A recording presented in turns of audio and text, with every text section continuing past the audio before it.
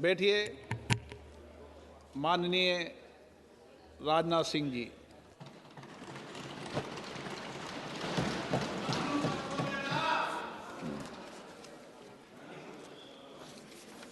अध्यक्ष महोदय, मैं आपके प्रति आभार व्यक्त करना चाहता हूं कि इतने महत्वपूर्ण विषय पर आपने मुझे विचार व्यक्त करने का अवसर दिया है।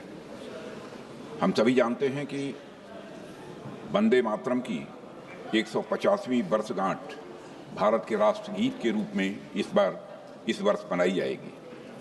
अभी इस पर जो चर्चा प्रारंभ हुई है, हमारे प्रधानमंत्री ने बहुत ही तथ्यपरक, सारगर्भित और प्रेरक भाषण देकर इसकी एक अच्छी शुरुआत की है। अध्यक्ष महोदय, इसमें कहीं दो मत नहीं है।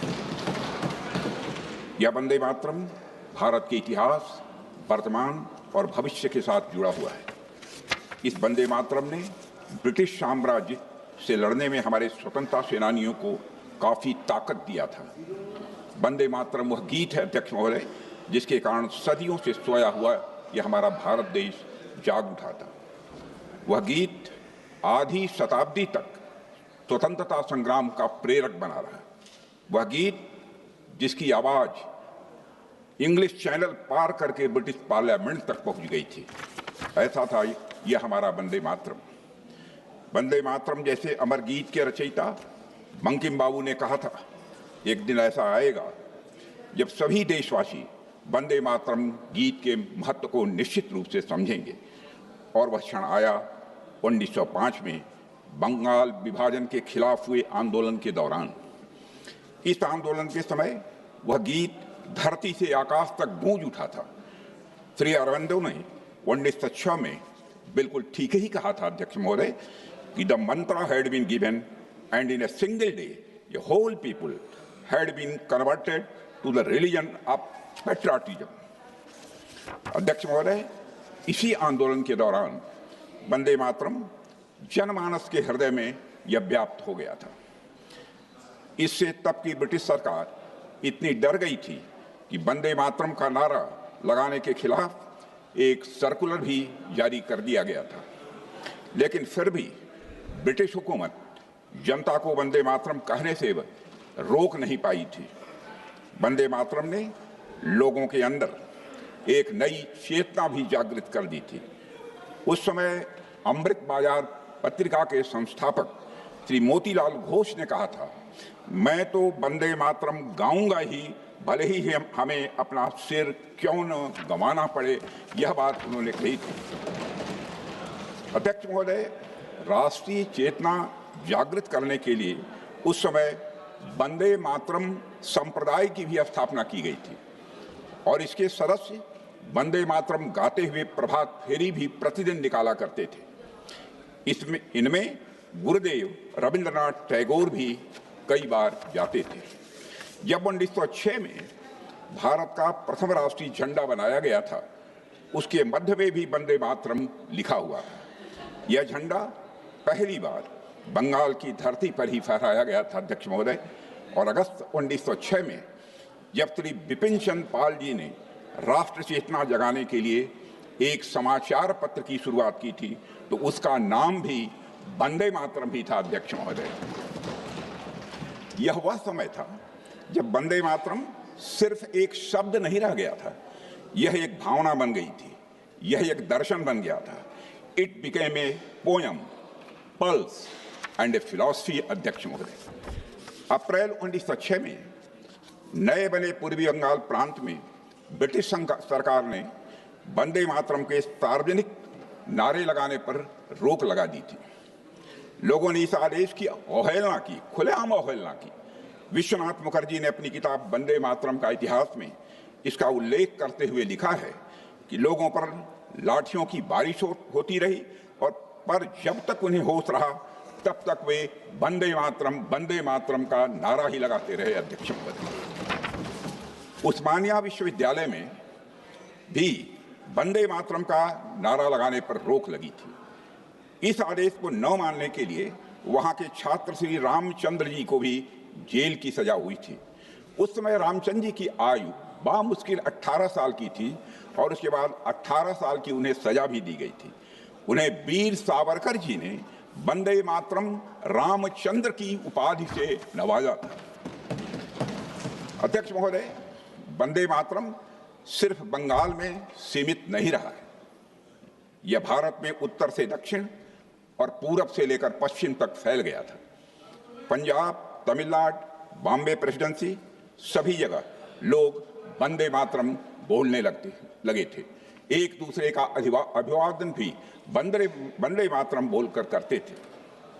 सिर्फ भारत ही नहीं, भारत के बाहर भी वंदे मातरम भारतवासियों के लिए एक मंत्र की तरह कार्य कर रहा था।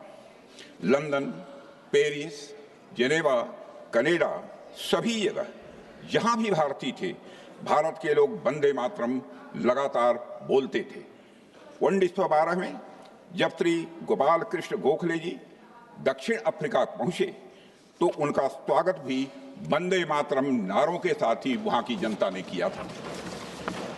अध्यक्ष महोदय, वंदे मातरम के साथ शहीद भगत सिंह और शहीद चंद्रशेखर आजाद जी के पत्र प्रारंभ हुआ करते थे। मदन लाल ढींगरा जी का आखिरी शब्द भी वंदे मातरम था। फांसी पर जाते समय क्रांतिकारी सूर्य सेन के होठों पर भी वंदे मातरम था। खुदीराम बोस की जुबान पर भी वंदे मातरम ही था। अध्यक्ष महोदय, इसलिए वंदे मातरम सिर्फ एक गीत नहीं है, यह हमारी राष्ट्रीयता का सूत्र है, भारत की अंतर आत्मा का यह स्वर है। अध्यक्ष महोदय, आज जब हम वंदे मातरम की 1.5 शताब्दी की गौरवशाली यात्रा का उत्सव मना रहे हैं, तब यह सच स्वीकार करना पड़ेगा कि वंदे मातरम के साथ जो न्याय होना चाहिए था वह न्याय नहीं हुआ। आज आजाद भारत में राष्ट्रगान और राष्ट्रगीत को बराबर का दर्जा देने की बात की गई थी, लेकिन एक हमारी राष्ट्रीय चेतना का अभिन्न अंग बन गया, समाज और संस्कृति की मुख्य धारा में स्थान पा गया, वह हमारे राष्ट्रीय प्रतीकों में शामिल हो गया। वह गान था हमारा जन गण मन। लेकिन दूसरे गीत को मार्जिनाइज कर दिया गया, उपेक्षित किया गया, उसे खंडित किया गया। वह गीत है वंदे मातरम। अध्यक्ष महोदय, it was treated like an extra. वह धरती जिस पर वंदे मातरम की रचना हुई थी, उसी धरती पर वर्ष 1937 में कांग्रेस ने वंदे मातरम गीत को खंडित करने का निर्णय लिया था। और अध्यक्ष महोदय, वंदे मातरम के साथ हुए राजनीतिक छल और अन्याय के बारे में सभी पीढ़ियों को जानना चाहिए। इसीलिए इस संबंध में चर्चा हो रही है, क्योंकि यह अन्याय केवल एक गीत के साथ नहीं था, बल्कि आजाद भारत के लोगों के साथ था।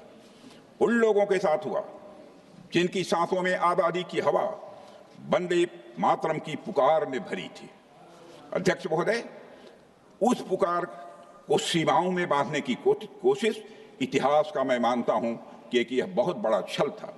इसलिए हम यह मानते हैं कि वंदे मातरम का गौरव लौटाना यह समय की मांग है और नैतिकता का यह तकाजा भी है। अध्यक्ष महोदय, इस अन्याय के बावजूद वंदे मातरम का महत्व किसी भी सूरत में कम नहीं होने पाया और वंदे मातरम गुरु गोविंद सिंह जी और छत्रपति शिवाजी महाराज जैसे महापुरुषों के स्वराज और स्वधर्म के मूल्यों का यह जीवन स्वरूप बन गया। अध्यक्ष महोदय, वंदे मातरम स्वयं में पूर्ण है, लेकिन इसे अपूर्ण बनाने की कोशिश की गई। वंदे मातरम हमेशा राष्ट्रीय भावना का अमर गीत रहा है और अध्यक्ष महोदय, मैं बल देकर कहना चाहता हूं, सदैव यह बना रहेगा। दुनिया की कोई ताकत इसे कमतर नहीं कर सकती। अध्यक्ष महोदय, वंदे मातरम के साथ जो अन्याय हुआ है उसको जानना इसलिए भी आवश्यक है ताकि भावी पीढ़ियां ऐसा करने वालों की मानसिकता को, ऐसा करने वालों की सोच को ठीक तरीके से समझ सकें। और अध्यक्ष महोदय, और सबसे महत्वपूर्ण वजह यह है कि वंदे मातरम के साथ हुआ अन्याय एक आइसोलेटेड इंसिडेंट नहीं था। यह उस तुष्टीकरण की राजनीति की शुरुआत थी जिसे कांग्रेस ने अपनाया। इसी राजनीति ने देश का विभाजन कराया और आजादी के बाद सांप्रदायिक सौहार्द और एकता को कमजोर किया। अध्यक्ष महोदय, आज हम वंदे मातरम की गरिमा को पुनर्स्थापित कर रहे हैं, लेकिन कुछ लोग हम सबके खिलाफ यह नैरेटिव बनाने की कोशिश कर सकते हैं कि वंदे मातरम और जनगण मन के बीच एक दीवार खड़ी की जा रही है। ऐसा नैरेटिव बनाने का प्रयास यह विभाजनकारी मानसिकता का परिचय देता है। अध्यक्ष महोदय, हमारे मन में राष्ट्रगान और राष्ट्रगीत के लिए बराबर का सम्मान है। जो लोग यह बात नहीं समझते हैं वे मां की ममता को भी नहीं समझते हैं। मां अपने बच्चों में, अध्यक्ष महोदय, भेद नहीं करती है। जनगण मन और वंदे मातरम मां भारती के दो सपूतों की किलकारियां हैं। मां भारती की दो आंखें हैं। अध्यक्ष महोदय, जनगण मन और वंदे मातरम दोनों ही हमारे राष्ट्रीय गौरव हैं। दोनों को भारत माता के प्रति अटूट प्रेम, राष्ट्रवाद और बलिदान की भावना एक सूत्र में बांधती है। इसलिए वंदे मातरम का उद्घोष यह किसी के विरुद्ध नहीं है, बल्कि हमारी राष्ट्रीय स्वाभिमान की यह अभिव्यक्ति है। अध्यक्ष महोदय, एक समय था जब भारत दुनिया की सबसे बड़ी अर्थव्यवस्था थी, लेकिन कॉलोनियल रूल की कूटनीति और कुशासन ने 19वीं सदी के उत्तरार्ध तक हमारी मातृभूमि की स्थिति बहुत ही दयनीय कर दी थी। उस समय बंगाल की धरती से ऋषि बंकिम चंद्र चट्टोपाध्याय जी ने वंदे मातरम का आह्वान किया। यह आह्वान रामायण के एक प्रसिद्ध श्लोक से प्रेरित था, और वह श्लोक है, अपि स्वर्णमयी लंका न में लक्ष्मण रोचते जननी जन्म भूमिश्च स्वर्गादपि गरीयसी। अध्यक्ष महोदय, इस श्लोक में भगवान राम ने लक्ष्मण जी से कहा है, हे लक्ष्मण, यद्यपि यह लंका सोने की है, फिर भी मुझे यह अच्छी नहीं लगती है, क्योंकि जननी और जन्मभूमि यह स्वर्ग से भी बढ़कर है। अध्यक्ष महोदय, यह श्लोक मातृभूमि के उच्चतम स्थान और उसके प्रति प्रेम को दर्शाता है। प्राचीन काल से हम भारतवासी जग जननी, गृह जननी और राष्ट्र जननी की पूजा करते चले आ रहे हैं। अध्यक्ष महोदय, हम नदियों को भी मां की संज्ञा देते हैं। भूमि को मां के स्वरूप में देखना यह हमारी सभ्यता का एक संस्कार और यह विचार रहा है। अथर्ववेद में कहा गया है, माता भूमि ही पुत्रोहम पृथिव्या, यानी पृथ्वी हमारी माता है और हम इसके पुत्र हैं। अध्यक्ष महोदय, मातृ पूजा की इसी परंपरा से ही वंदे मातरम गीत का जन्म हुआ है। लेकिन जो लोग न सभ्यता के मूल्यों को समझते हैं, जो लोग न संस्कृत के महत्व को स्वीकारते हैं, जिन्होंने परंपराओं को दरकिनार कर दिया है, वे लोग यह बात न पहले समझ सके थे, न अब भी वो समझ पा रहे हैं। अध्यक्ष महोदय, प्रधानमंत्री श्री नरेंद्र मोदी के नेतृत्व में हमारी सरकार ने वंदे मातरम की 150वीं वर्षगांठ को धूमधाम से सारे देश में मनाने का फैसला किया है। वर्षगांठ का यह उत्सव सांकेतिक नहीं होगा। अध्यक्ष महोदय, कोई दिखावा नहीं है, यह एक प्रण है वंदे मातरम को एक उचित सम्मान दिलाने का। अध्यक्ष महोदय, आज मैं यहाँ वंदे मातरम से जुड़े दो मुख्य बिंदु सदन के समक्ष रखना चाहता हूँ। पहला यह कि भारत की आत्मा उसकी आध्यात्मिक आस्था है। यह आध्यात्मिक आस्था रिलीजन या मजहब से नहीं जुड़ी हुई है, बल्कि राष्ट्र भक्ति से जुड़ी हुई है, और यह बांटने वाली नहीं है, यह समावेशी है। अध्यक्ष महोदय, दूसरा मैसेज इसका यह है कि बंकिम चंद्र जी चटर्जी ने जब भारत माता की मातृभूमि के रूप में कल्पना की, तब वह कोई पॉलिटिकल कंसेप्ट नहीं था, कोई रिलीजियस कंसेप्ट नहीं था, यह कम्युनल कंसेप्ट नहीं था। इसे राजनीतिक या सांप्रदायिक रंग तो कुछ कट्टरपंथियों ने दिया है। उन्होंने इसके गाने पर आपत्तियां उठाई, और इन आपत्तियों के पीछे अंग्रेजी हुकूमत की डिवाइड एंड रूल की पॉलिसी थी।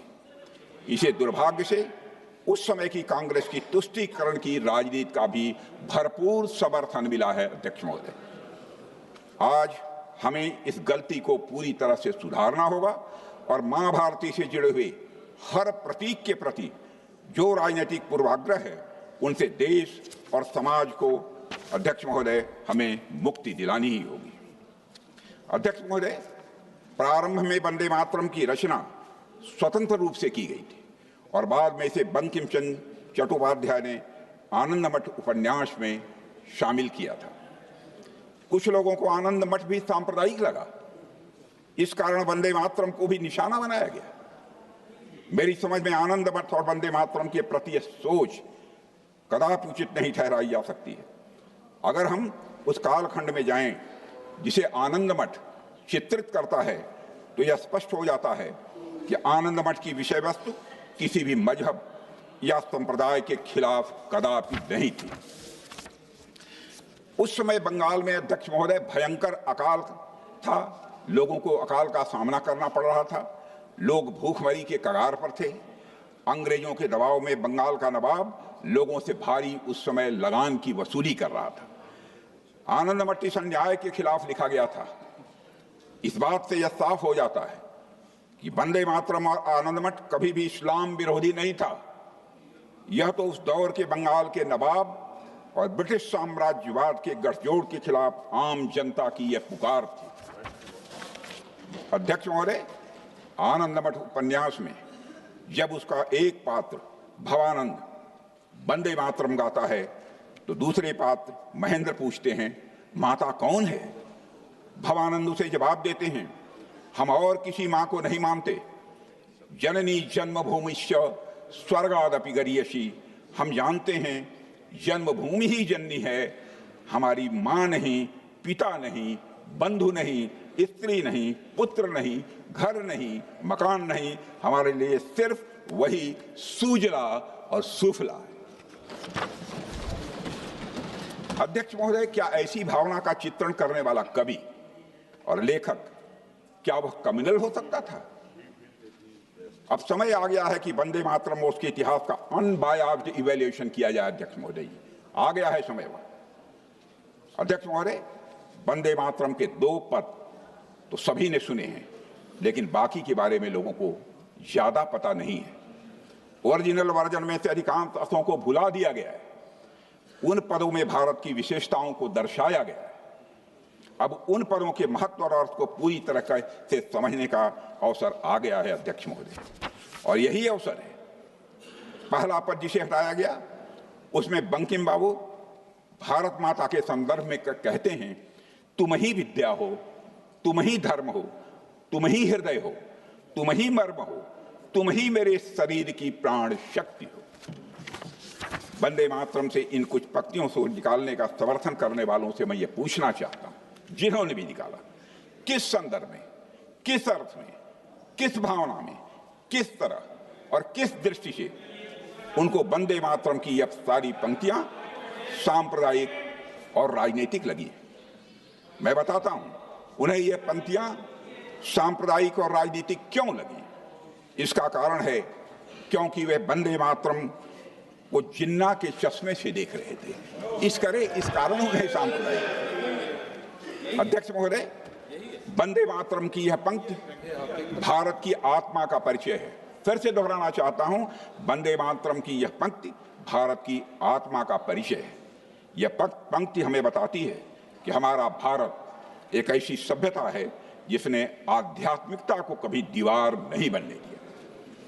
हमारा अध्यात्म वह सूत्र है जो तोड़ने का काम नहीं करता है, हमारा अध्यात्म जोड़ने का काम करता है। यह वह सभ्यता है जिसने कभी इस बात पर बल नहीं दिया कि सब लोग एक ही ईश्वर की पूजा करें, एक ही ग्रंथ माने और एक ही रीति रिवाज का पालन करें। बंगाली संस्कृति में रचे बसे बंकिम चंद्र चटर्जी इस बात को अच्छी तरह समझते थे। एक और पद में उन्होंने लिखा, बाहुते तुमी मां शक्ति, बाहुते तुमी मां शक्ति, हृदय तुमी मां भक्ति, यानी हे मां, तन की शक्ति भी तुम ही हो और मन की भक्ति भी तुम ही हो। लेकिन उन्होंने तुरंत स्पष्ट किया कि मां की यह भक्ति किसी मूर्ति की पूजा नहीं है। It is the reverence of A people for the land that sustains them. अध्यक्ष महोदय, इन तमाम तर्कों के बावजूद कांग्रेस के एक बड़े तबके ने अपनी तुष्टीकरण की राजनीति का खेल बंद नहीं किया। अध्यक्ष महोदय, धर्म को रिलीजन समझना और मातृ पूजा को मूर्ति पूजा के रूप में देखना अंग्रेजों की और मुस्लिम लीग की पॉलिसी हो सकती थी, क्योंकि इसमें उनका राजनीतिक स्वार्थ छिपा हुआ था। यह काम जानबूझकर उन्होंने किया। वंदे मातरम को खंडित किया गया, उसे तुष्टीकरण का शिकार बनाया गया। इससे क्या हासिल हुआ? अध्यक्ष महोदय, क्षमा करें, ये कांग्रेस की अपीजमेंट की पॉलिसी न सिर्फ पार्टीशन को रोकने में विफल रही, बल्कि मैं मानता हूं कि यह पार्टीशन का कारण भी बनी है। अध्यक्ष महोदय, अब बताओ, जहां एक और कांग्रेस ने तुष्टीकरण की राजनीति की है, वहीं हमने सबका साथ, सबका विकास, सबका विश्वास की भावना के साथ काम किया है। अध्यक्ष महोदय, आजादी के आंदोलन के दौरान ही कांग्रेस के कुछ लोगों की अपने आप को सेकुलर दिखाने की बेचैनी इतनी बढ़ चुकी थी कि भारतीय संस्कृति, भारतीय परंपरा और हमारी महान सभ्यता से जुड़ी कोई भी बात उन्हें कम्युनल दिखाई देती थी। भारतीय संस्कृति के प्रति उनकी इस पैथोलॉजिकल नफरत के कारण ही वंदे मातरम भी इसका शिकार बन गया। अध्यक्ष महोदय, मैं आज एक घटना का उल्लेख आपके समक्ष करना चाहता हूं, जिससे यह बात और पूरी तरह से स्पष्ट हो जाती है। विदेश मंत्रालय की एक उच्च स्तरीय बैठक में, जहां नेहरू जी स्वयं मौजूद थे, कॉमनवेल्थ सेक्रेटरी वाईडी गुंडेविया ने पूछा, अगर कल को कम्युनिस्ट केंद्र की सत्ता में आ जाएं तो सरकारी तंत्र का क्या होगा? नेहरू जी ने झुठलाकर जवाब दिया, कम्युनिस्ट कम्युनिस्ट। भारत के लिए खतरा कम्युनिज्म नहीं है, खतरा है तो हिंदू राइट विंग कम्युनलिज्म है। और यह प्रमाण के आधार पर मैं कह सकता हूं, यह एक पुस्तक में लिखा है। कोई प्रमाण मांगेगा तो उसका प्रमाण भी मैं दे सकता हूं। अध्यक्ष महोदय, दुर्भाग्य से नेहरू जी यह देखने के लिए जीवित नहीं रहे कि उसी राइट विंग ने हमेशा संविधान के मूल्यों के अनुरूप काम किया है। संविधान के मूल्यों की अवहेलना हमने कभी नहीं की है। और कम्युनिस्ट विचारधारा से जन्मे लेफ्ट विंग एक्सट्रीमिज्म के कारण न जाने कितनी पीढ़ियां बर्बाद हो गई। अध्यक्ष महोदय, देश के कई हिस्से विकास में विकास में पीछे रह गए। पहले की सरकारें नक्सलवाद या वामपंथी उग्रवाद की इस समस्या का समाधान नहीं ढूंढ पाई। इस समस्या का समाधान अगर किसी ने ढूंढा तो वह है हमारे प्रधानमंत्री श्री नरेंद्र मोदी। उनके नेतृत्व में लेफ्ट विंग एक्सट्रीमिज्म आज पूर्णतः समाप्त की ओर है। अध्यक्ष महोदय, आज वह अपनी सांसें तोड़ रहा है।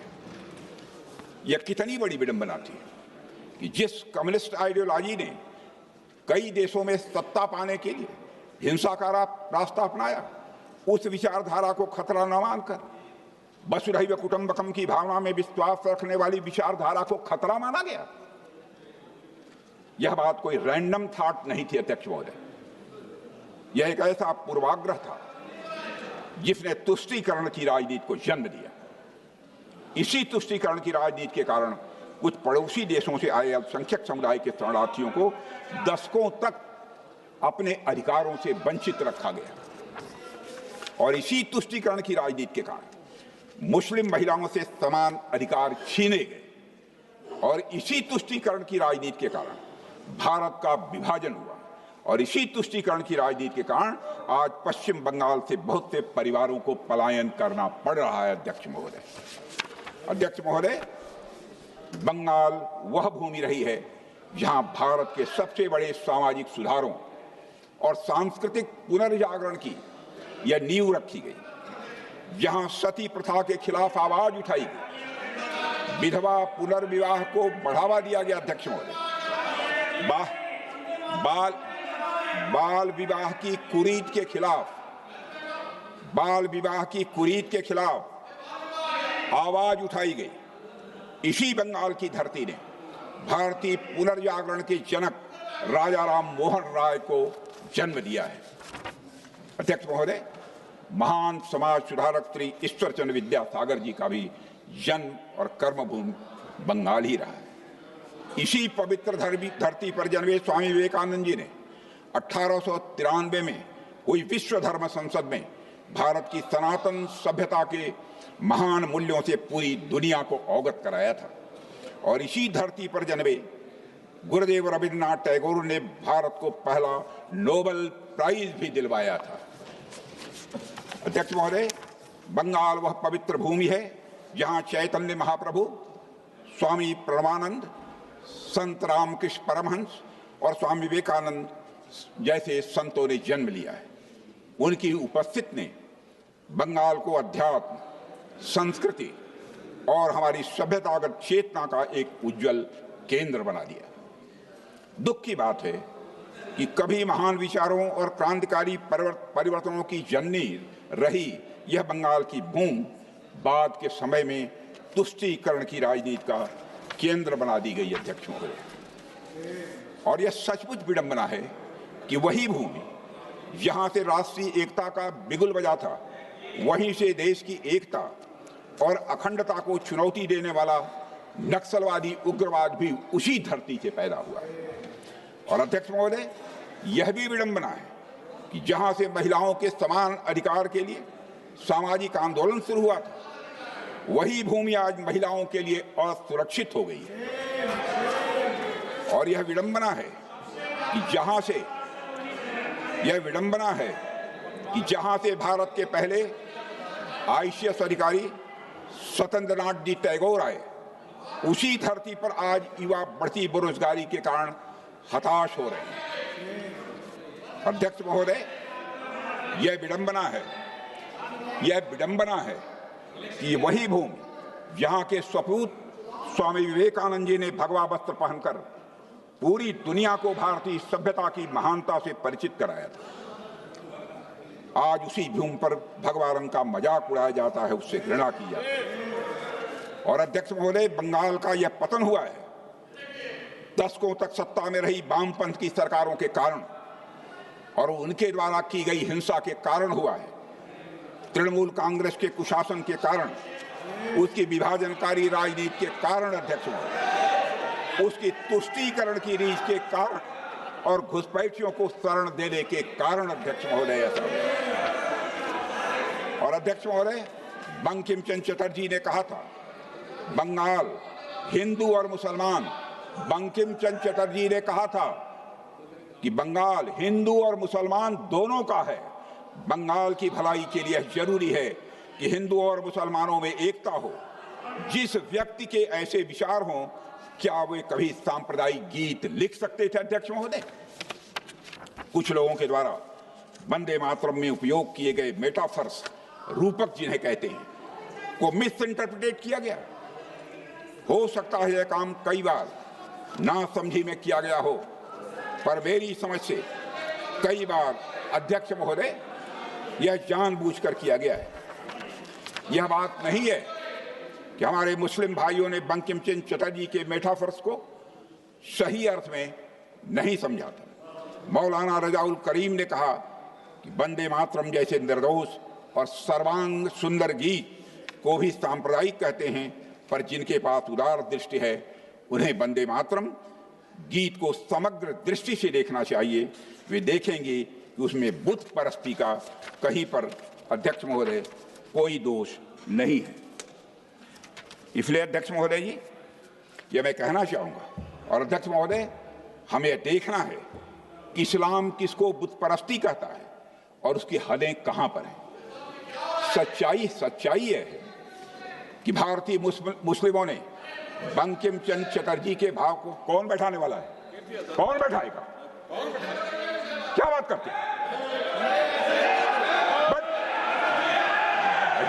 यह उम्मत हो गई है। अध्यक्ष महोदय रोकिए। कौन बैठाएगा?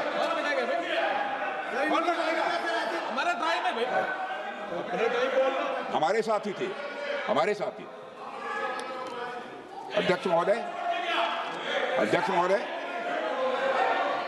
वंदे मातरम, प्लीज। अध्यक्ष महोदय, सच्चाई है। अध्यक्ष महोदय, संसद में कोई चाहे जो बोले, सच बोले, सत्य से थोड़ा परे भी बोले, लेकिन शोर शराबा नहीं मचाना चाहिए। खड़े होकर आप बाद में जब भी बोलने का अवसर मिले आप उसका प्रतिकार कर सकते हैं। संसद की मर्यादा है, सदैव मैंने इसका ध्यान रखा है महोदय। संसद सदस्य यह मेरे बारे में कोई नहीं कहता, संसद की मर्यादा मैंने कभी नहीं तोड़ी। अध्यक्ष महोदय, सच्चाई यह है कि भारतीय मुस्लिमों ने बंकिम चंद्र चटर्जी के भाव को कांग्रेस के कुछ नेताओं या मुस्लिम लीग के नेताओं से कहीं अधिक गहराई और सही अर्थ में समझा था। और हमारे यहाँ की सूफी परंपरा में अध्यक्ष महोदय, विशेषकर पंजाब और बंगाल में अक्सर यह भाव देखने को मिलता है जिस भाव से वंदे मातरम लिखा गया। ख्वाजा गुलाम फरीद ने लिखा है, ए हुस्न ए हकीकी नूरे अजल, ए हुस्न ए हकीकी नूरे अजल, तैनू वाजिब ते इमकान कहूँ, तैनू दशरथ लक्ष्मण राम कहूँ, तैनू सीता जी जानान कहूँ। जिसका भावार्थ है, हे सत्य सौंदर्य, हे दिव्य प्रकाश, तुम्हें क्या नाम दूं? क्या तुम्हें दशरथ कहूं, लक्ष्मण कहूं, राम कहूं या सीता कहूं? यह भाव। अध्यक्ष महोदय, एक मशहूर वकील राम जेठामलानी जी ने एक बात कही थी, मुझे अच्छी तरह याद है, वो अच्छी तरह मुझे याद है। उन्होंने कहा था कि इस्लाम में अल्लाह को रब इसलिए कहा जाता है क्योंकि उसका गुण है रबूबियत, यानी पालन पोषण करना।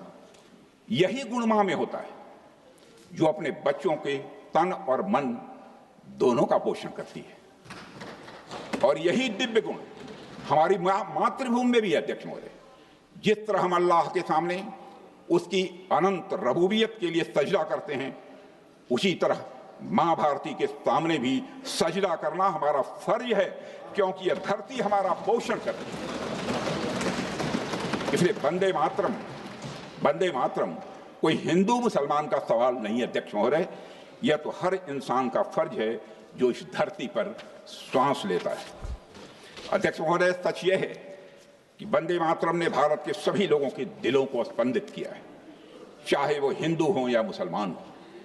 बंगाली और संस्कृत में लिखा गया यह गीत तमिल, मराठी, कन्नड़, गुजराती, हिंदी, तेलुगु, मलयालम और भारत की हर भाषा बोलने वालों के दिलों में यह घर कर गया। और यह गीत अनेकता में एकता का सबसे बड़ा उदाहरण है। और इसी वजह से इसने उन लोगों को विचलित किया जो एक भारत श्रेष्ठ भारत के विचार से डरते थे।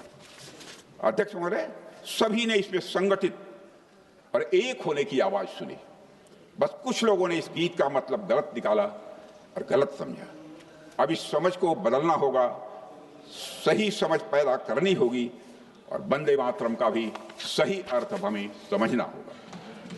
हम सबको यह समझना होगा अध्यक्ष महोदय कि बंकिम चंद्र चटर्जी जी ने वंदे मातरम के माध्यम से किसे संबोधित कर रहे थे।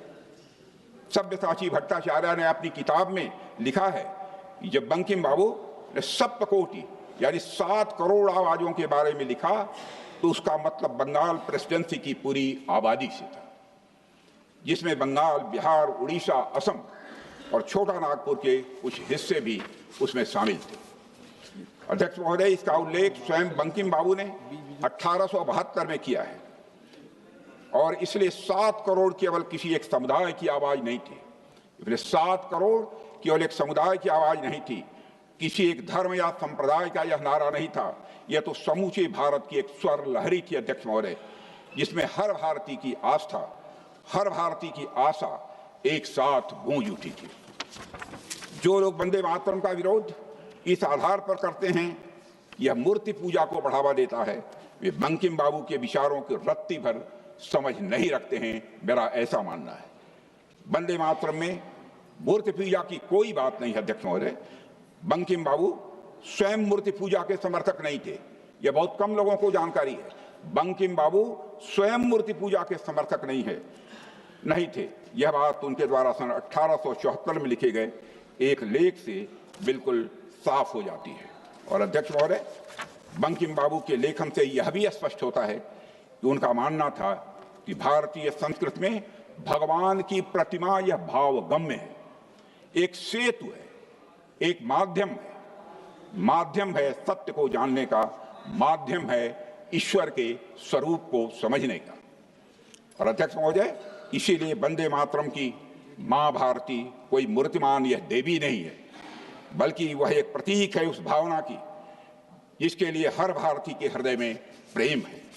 और मैं दोहराना चाहता हूं कि ब्रिटिश शासन और कुछ कट्टरपंथियों ने शायद इस बात को नहीं समझा था या समझने का प्रयास नहीं किया था कि वंदे मातरम के मूल में है क्या। लेकिन मैं पूछना चाहता हूं कि कांग्रेस पार्टी ने इन लोगों का साथ क्यों दिया, जबकि हम लोग तब भी वंदे मातरम के साथ हुए अन्याय के विरोध में खड़े थे और आज भी हम वंदे मातरम के सम्मान के साथ किसी भी प्रकार का समझौता नहीं करेंगे। वंदे मातरम का गौरव हमारा गौरव है, हमारा गौरव ही नहीं है, हमारे पूरे भारत देश का यह गौरव है। और अध्यक्ष महोदय, स्वतंत्रता आंदोलन में महात्मा गांधी, बाल गंगाधर तिलक से लेकर राजेंद्र बाबू और डॉक्टर श्यामा प्रसाद मुखर्जी जैसे महानायक मौजूद थे जो भारत की सभ्यता और संस्कृति पर गर्व करते थे। और इसी का प्रभाव हमारे संविधान की मूल प्रति में अंकित चित्रों में दिखता है। त्रिलल लाल बोस जी के मार्गदर्शन में बने ये चित्र भारत की आत्मा को भी अध्यक्ष महोदय प्रतिबिंबित करते हैं।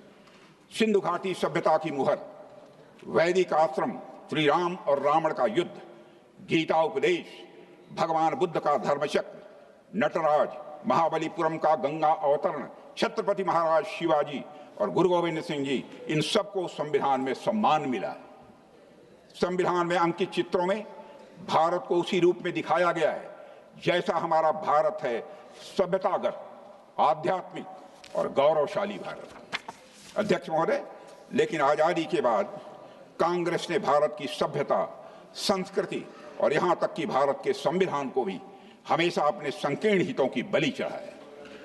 तुष्टीकरण की राजनीति कांग्रेस के लिए हमेशा संविधान, भारत की संस्कृति, सभ्यता, संप्रभुता और मानवता के ऊपर रही है।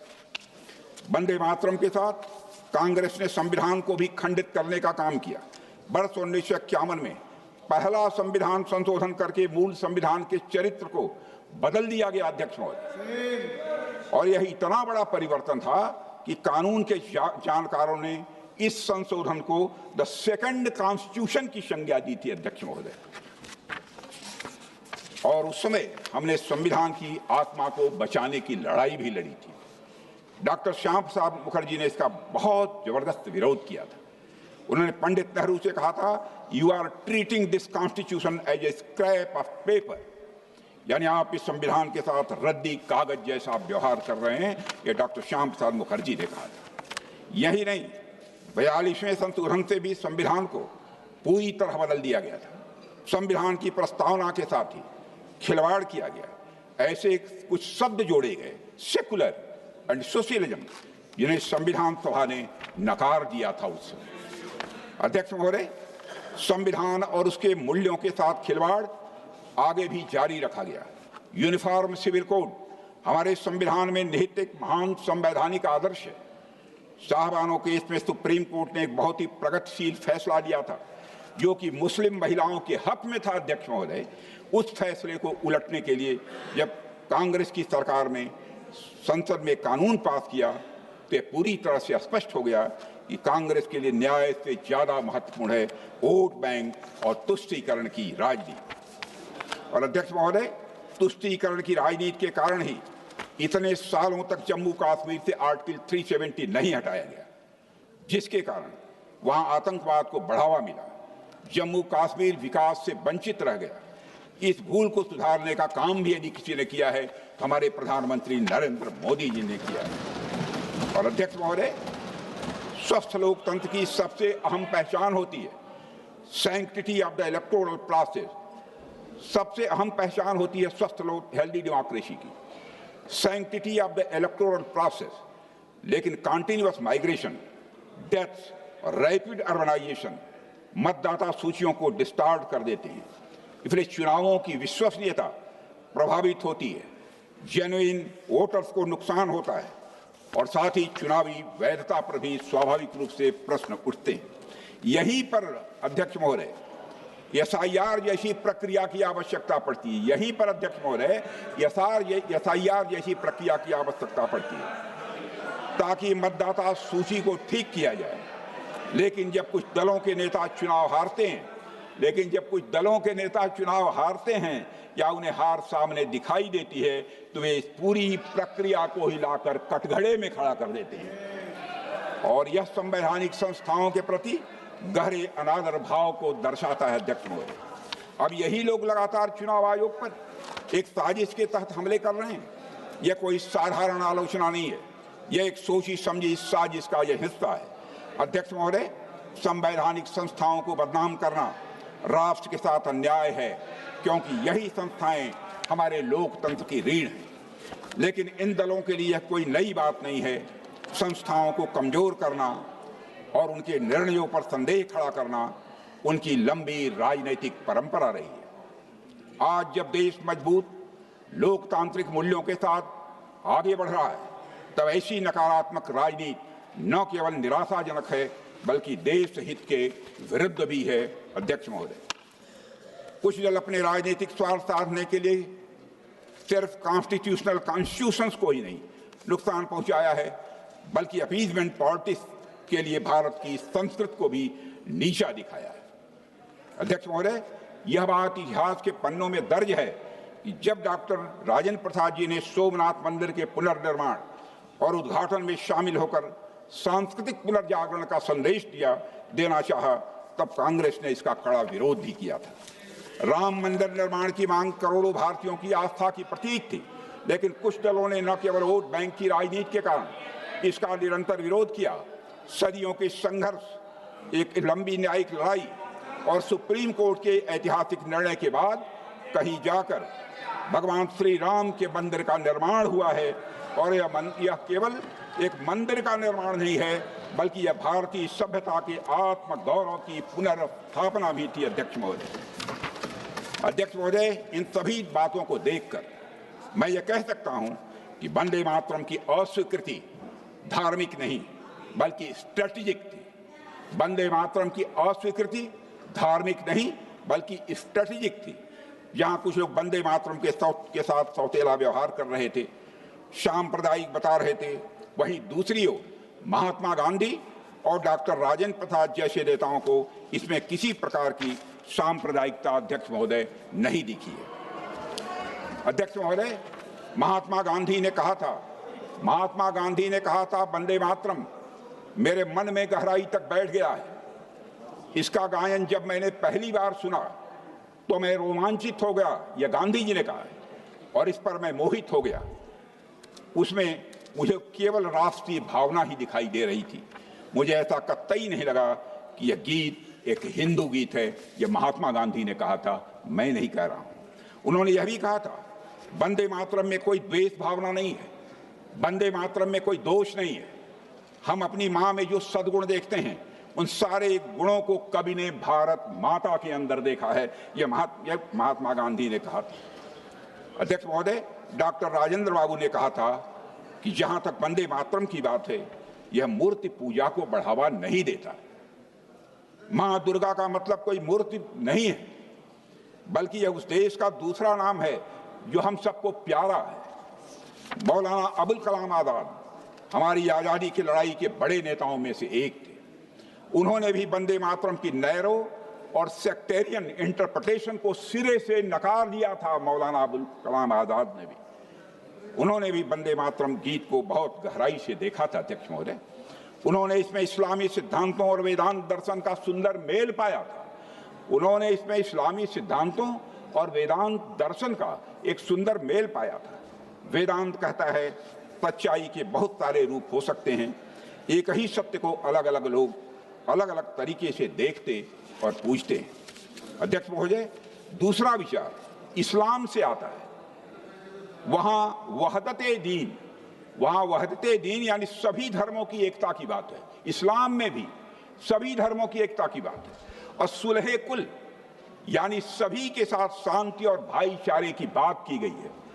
वंदे मातरम गीत में उन्होंने यह अद्भुत संगम, सामंजस्य और यह समानता देखी। अध्यक्ष बदरुद्दीन तैयब जी मोहम्मद रहीमतुल्लाह सयानी, नवाब सैयद मोहम्मद बहादुर, doctor M A Ansari, Maulana Azad, इनमें से किसी ने भी वंदे मातरम का कभी भी विरोध नहीं किया है। अध्यक्ष महोदय, जहां तक बात है मूर्ति पूजा की, तो मैं आज इस सदन के माध्यम से सभी देशवासियों को बताना चाहता हूं, अरबी और फारसी साहित्य में भी उम्मी कोरा, अरबी और फारसी साहित्य में भी उम्मू कोरा यानी ग्राम में जननी, उन्मुल मोमेनीन यानी विश्वास करने वालों की मां, और उम्मुल किताब यानी ग्रंथ जननी जैसे शब्द मिलते हैं। क्या इन्हें भी मूर्ति पूजा की संज्ञा दी जाएगी? क्या इन्हें भी मूर्ति पूजा की संज्ञा दी जाएगी? अध्यक्ष महोदय, वंदे मातरम को सांप्रदायिक बताकर विरोध करना ये बहाना मात्र था, असली कारण तो पूरी तरह से राजनैतिक था। अध्यक्ष महोदय, सन 1885 से लेकर 1905 तक कांग्रेस का न अपना कोई राष्ट्रीय गीत था न अपना झंडा, लेकिन अब समय आ गया है कांग्रेस गुलामी की मानसिकता को छोड़े और वंदे मातरम को इसके पूर्ण स्वरूप को स्वीकार करे। पूर्ण स्वरूप को स्वीकार करने की बात कर रहा हूं अध्यक्ष महोदय। हो सकता है देश के लोग आपको अभी भी माफ कर दें। अध्यक्ष महोदय, मैं याद दिलाना चाहता हूं, वंदे मातरम ने ब्रिटिश साम्राज्य की नींव हिला दी थी। 1905 में खुद मोतीलाल नेहरू जी ने पंडित नेहरू को लिखे एक पत्र में लिखा था, मोतीलाल जी नेहरू लिख रहे हैं, हम ब्रिटिश शासन के इतिहास की सबसे अधिक संकटपूर्ण अवधि से गुजर रहे हैं। इलाहाबाद में भी वंदे मातरम आम अभिवादन बन गया है। इलाहाबाद में भी वंदे मातरम आम अभिवादन बन गया है। यदि अभियान चलता रहा तो यहां लौटने पर जब तुम गए उससे बिल्कुल बदला हुआ पाओगे, यह मोतीलाल नेहरू जी ने कहा है। इतना जन समर्थन होने के बाद भी तथाकथित रिलीजियस सेंटिमेंट हर्ट होने के नाम पर वंदे मातरम का बराबर विरोध किया गया। कुछ लोगों द्वारा तरह तरह के षड्यंत्र करके उस गीत को 2वें स्थान पर लाकर खड़ा कर दिया गया। नेताजी जब कांग्रेस से निकले और आजाद हिंद फौज की स्थापना की तो फौज के संचालन गीतों में वंदे मातरम को राष्ट्र गीत का स्थान दिया गया था। अध्यक्ष महोदय, पंडित नेहरू ने वंदे मातरम के खिलाफ तरह तरह के तर्क दिए। उनके अनुसार वंदे मातरम ऑर्केस्ट्रा पर आसानी से नहीं बजाया जा सकता। उन्होंने लिखा है कि in Nehru ji assessment tune was not more important than the words. I quote him, in regard to the national anthem tune, it was felt that the tune was more important than the words, and that this tune should be such as to represent the Indian musical genius as well as to some extent the Western, so that it might be equally adaptable to orchestra and band music and to being played abroad. उन्होंने कहा है नेहरू जी, यह भी मानते थे कि राष्ट्रीय गान का असली महत्व विदेशों में जाता है, विदेशों में ज्यादा है, अपने देश में कम है।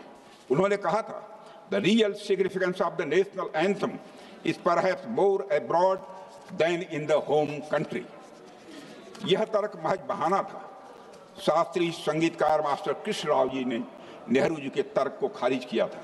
उन्होंने वंदे मातरम की 3 अलग-अलग ट्यून्स, वंदे मातरम की 3 अलग-अलग ट्यून्स संविधान सभा में ही प्रस्तुत की थी।